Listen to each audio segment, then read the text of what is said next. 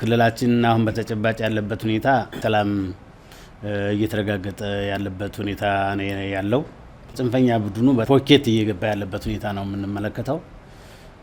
አሁን ባለንበት ሁኔታ አብዛኞቹ ወረዳዎችና አብዛኞቹ ቀበሌዎች መንግስታዊ አመራር የምንሰጥባቸው ናቸው፣ መንግስታዊ አገልግሎት የምንሰጥባቸው ናቸው።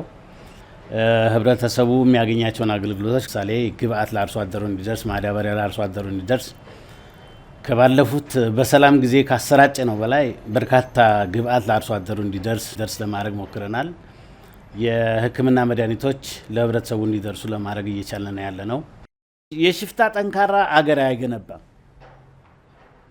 ሽፍታ ጠንክሮ አገር ገንብቶ አይተን አናውቅም በየትኛው ምንትን። ስለዚህ ይህ ሁኔታ መቀየር ያለበት መስተካከል ያለበት እንደሆነ ተገንዝቦ ህብረተሰቡ ከጎናችን እንዲሰለፍ፣ የሃይማኖት አባቶች አብረውን እንዲሰሩ፣ የሀገር ሽማግሌዎች አብረውን እንዲሰሩ፣ ለሰላም የሚያስፈልገውን ዋጋ እንዲከፍሉ እንጠብቃለን። በዚህ መልኩ እየተጋገዝ ክልላችንን አሁን ካለበት ወደ ተሻለ ደረጃ እንወስደዋለን።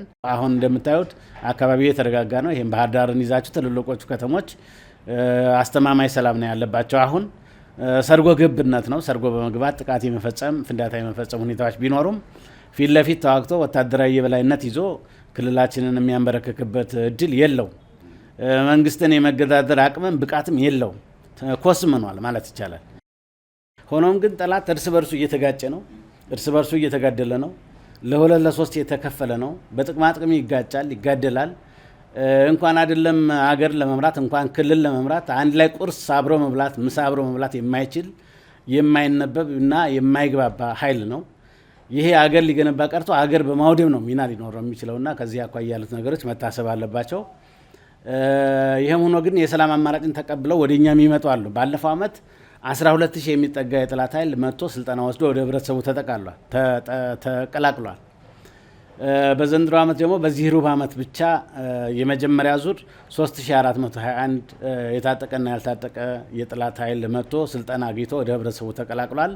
በተሃድሶ ኮሚሽን ተመዝግቦ በዛ በኩል የሚደረጉ ድጋፎች ተደርገውለት ኑሮውን እንዲመራ ለማድረግ በጣም በርካታ ስራዎች ተሰርተዋል። አሁን ደግሞ ቅርብ ጊዜ የገባ ያላሰለጠነው ወደ 3000 የሚሆን ኃይል አሁን እጁን ሰጥቷል። እየፈረሰ እየመጣ ነው ማለት ይቻላል። በሰላም የመጡትን አሰልጥነን አስተምረን ህብረተሰቡ ጋር አቀላቅለን መቋቋሚያ ገንዘብ ተሰጥቶት ነው ወደ ህብረተሰቡ የገባ ያለውና መንግስት ለሰላም የሰጠው አማራጭ በጣም ትልቅ ነው። ይህንን የሰላም አማራጭ ተጠቅሞ ራሱን መቀየርና ሁኔታውን ማስተካከል የነሱ ይሆናል። በዚህ መልኩ መታየት ያለበት ነው።